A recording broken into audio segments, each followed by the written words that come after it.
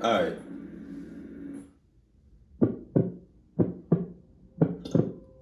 I'm the mother of three, and so our grocery bills are quite high. My husband works at a tech company, and I currently stay at home raising the kids, who are 10, 7, and 3. I go food shopping at least twice a week, and I usually go to the King Colon near our house, though I sometimes go to the nearby Target as well. Those are two of a very small list of grocery stores in our quiet town. To give as much context as possible, we're an Italian family and I'm currently 40 years old. This happened not even a year ago when I was 39. I was running behind on shopping one day, so I went much later than usual. The King Colon by us closes at 10, and it was definitely past 9 o'clock already, so I hurried over to the store with my flyers and coupons. The kids were complaining about a lack of food in the house, so I had to get a quick grocery run in. Most days I'd have to go shopping with my 3-year-old daughter Haley. Since it was late and my husband was home from work at this time, for once I was able to go shopping alone, which I consider a luxury. I got to the King Colon, which was pretty void of people at this hour since it would soon be closing. I grabbed a cart and quickly started doing my laps down the aisles and grabbing whatever was on my list and whatever was on sale. I was in the cereal aisle when I got a tap on my shoulder, which startled me. What? I turned and saw a very tan man about my height with a baseball cap on, a black goatee, and a red zipper-up hoodie and jeans on. Wow. He laughed and apologized for startling me, and said that he'd been looking everywhere for a specific bag of chips that was in my cart, and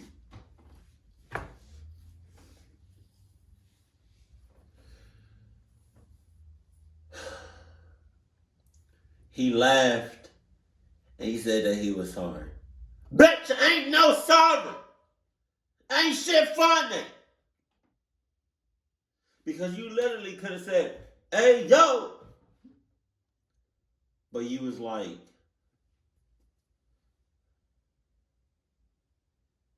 that's crazy. You could have said, hey, yo. But you was like, you didn't have to cluck and touch me, nigga.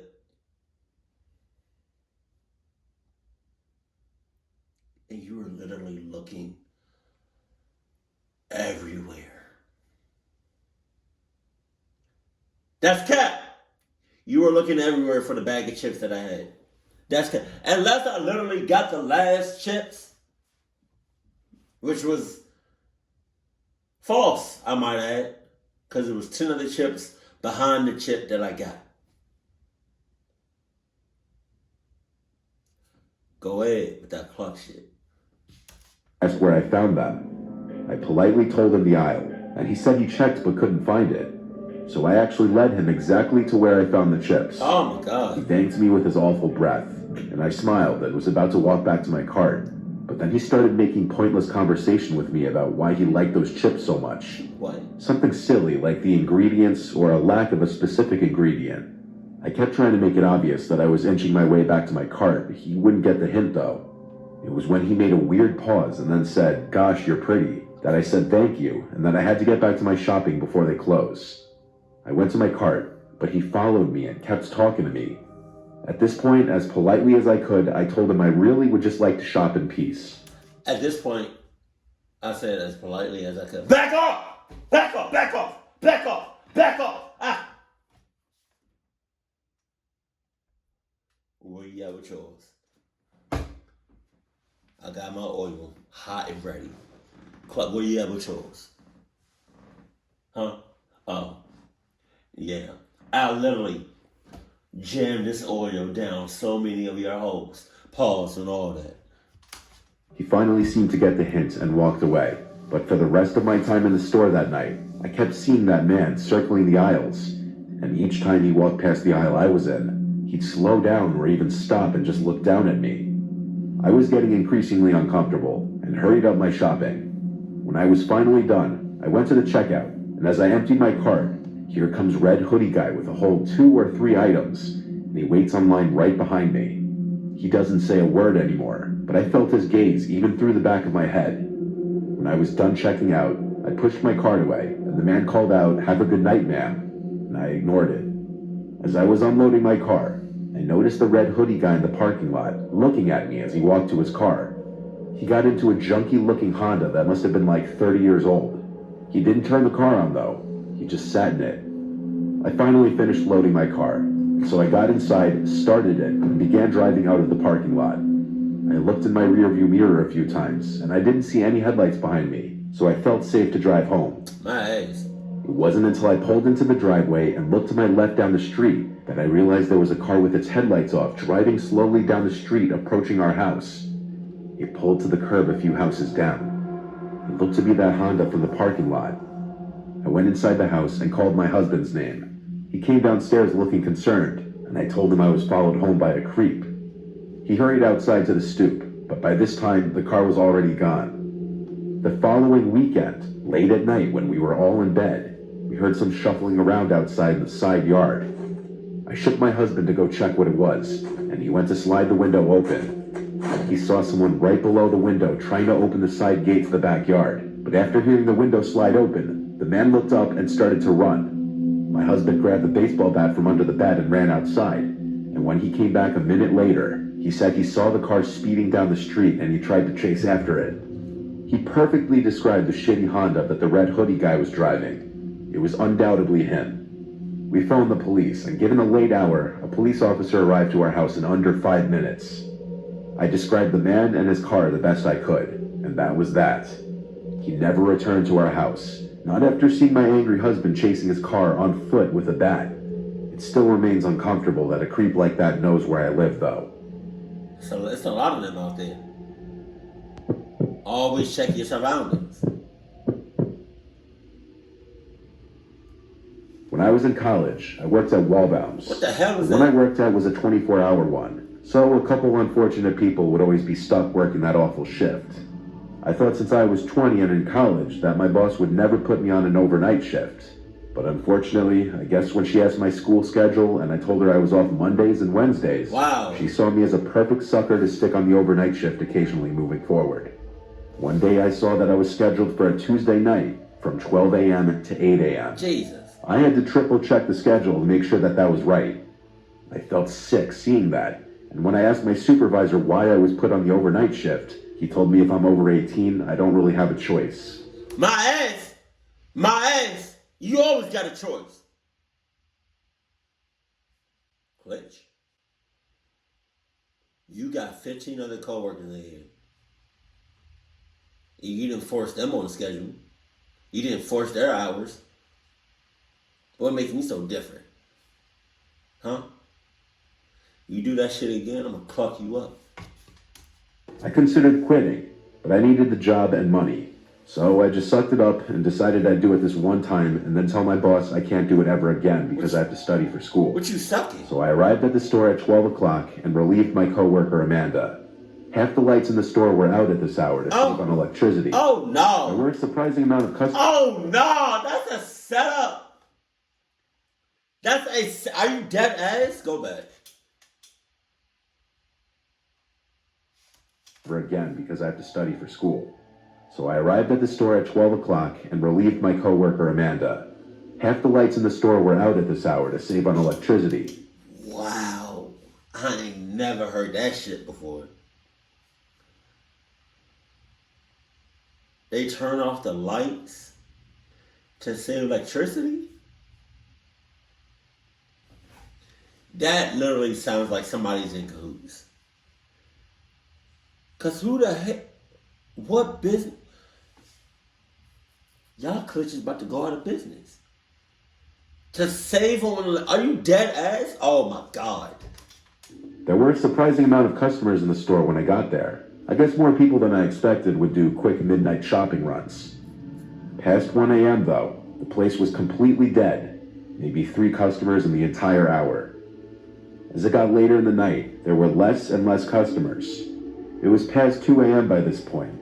I was as bored as humanly possible, and there hadn't been a customer in over an hour.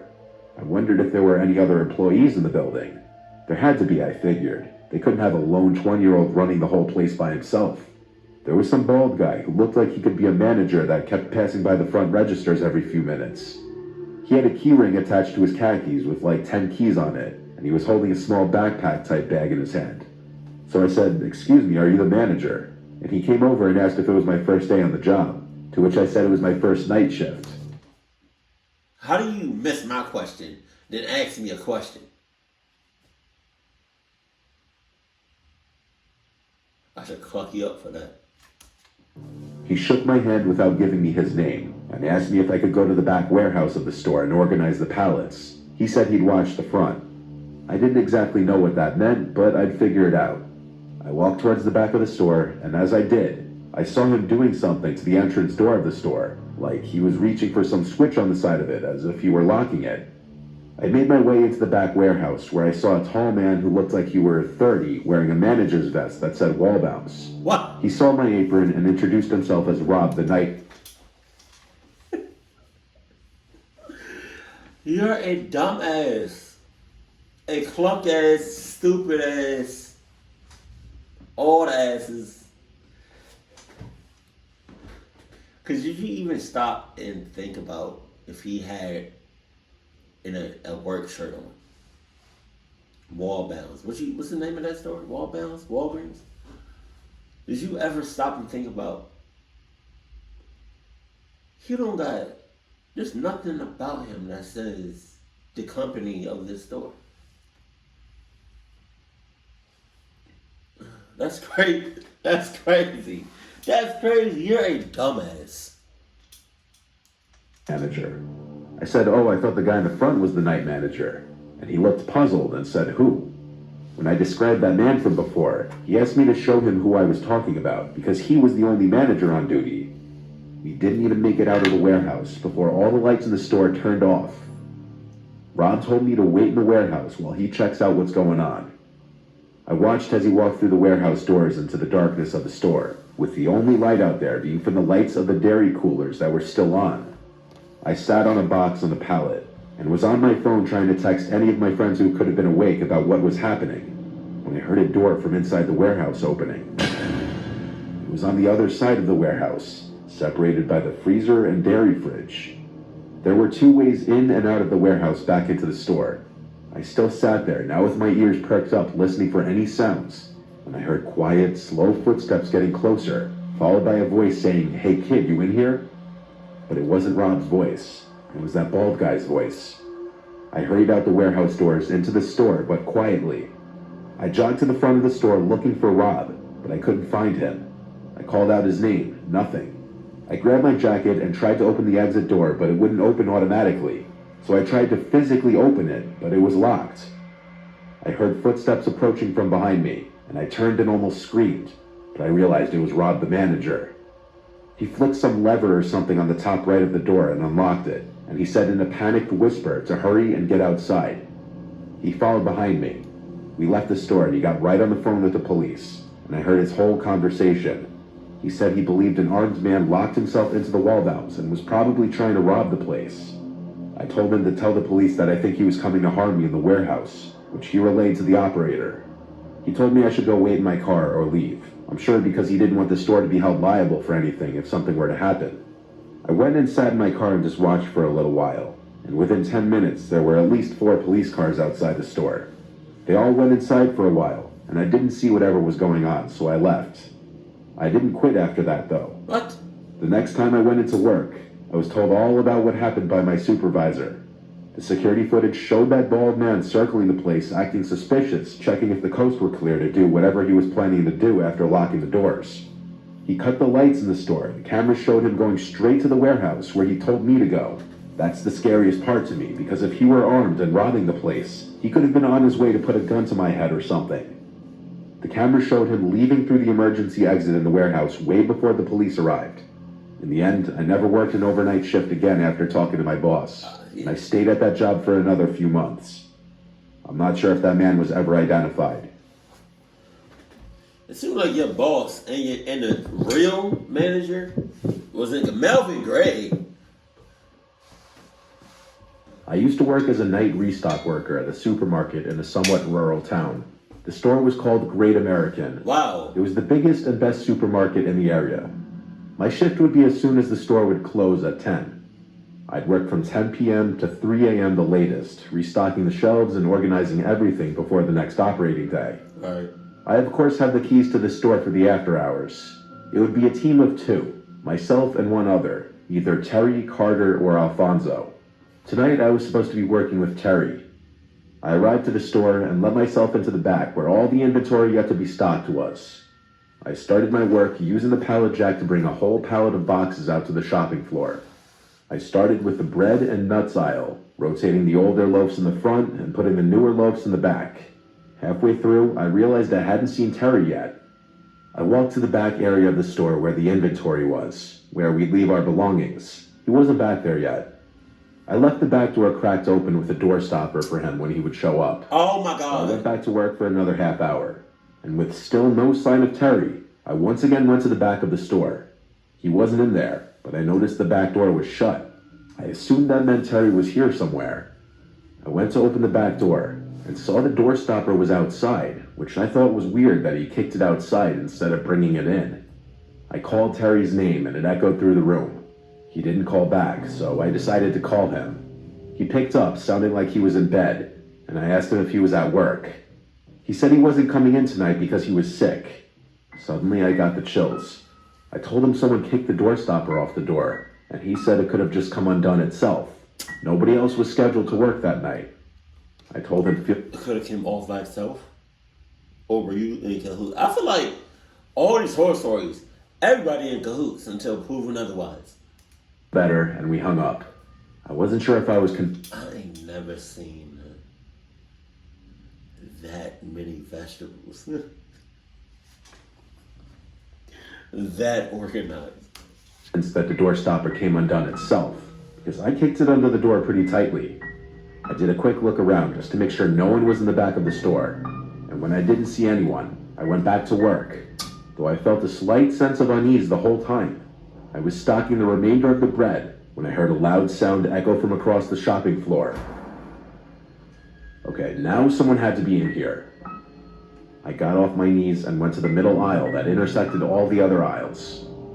I looked straight down the aisle and stood there for a hot second, and all the way on the opposite side of the store in the dairy aisle, a man dressed in black walked past the middle aisle, looking down in my direction. I felt my heart drop.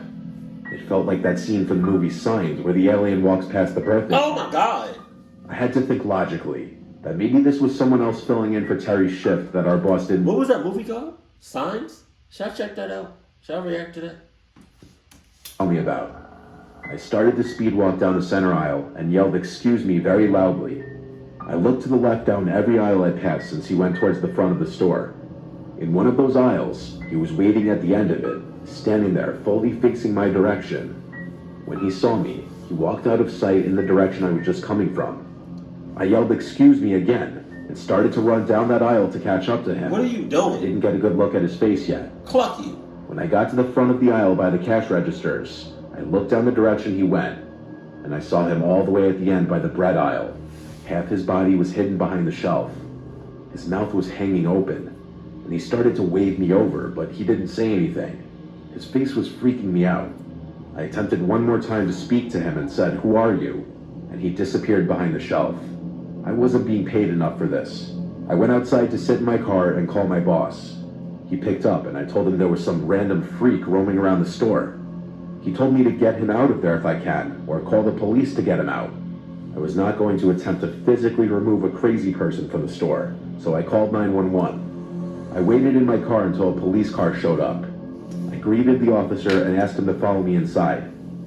We walked around the place looking for the man, and we saw him at one of the aisles again, creepily standing there again as if playing a game. When the police officer commanded him to come here, he actually listened. He was put in handcuffs, and he was the strangest man I'd ever seen. He kept smiling and looking at me non-stop, licking his lips. He had huge bags under his eyes. The only words he spoke were when answering the police officer, saying he was looking for a snack. Okay. I didn't like the way he was... He was looking for a snack. He was looking for a snack. But he's looking at you. He's staring at you. Licking his lips. For you. He probably licking his lips like SpongeBob licked his lips in that one episode. I don't know what it's from, but he was just licking the hell out of his lips. Pause. looking at me as the police officer was walking him back outside to his car. It was this menacing, threatening smile that I haven't forgotten to this day. I continued my work after that. Needless to say, I never left any of the doors open again.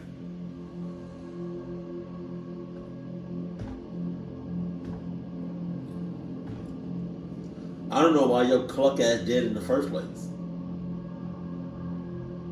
They should tell people that. They do tell people that. Because when I was working at Chipotle, whenever we did like, so you got like the main, some Chipotle, at least the one that I worked at, or the main one that I worked at. You go in through the front door, that's like the main door. Then you have a side door. And then you have a back door for like, you know, your food, for the food truck, for them to drop off and stuff. And that's also, you use that same door for the back door to take out trash and shit and other stuff. But our manager told us to never leave the door propped open. For obvious reasons. Somebody can see that on the outside, see it's blocked, see it's like cracked open or wide open, talking about, hey, how you doing? Can I get a bowl with chicken and white rice? All right, cool, appreciate you. I just wanted to place my order through the back door, right? I see that you're on your lunch break, and I appreciate you for taking that time to get my order, right? But you saw how long that line was?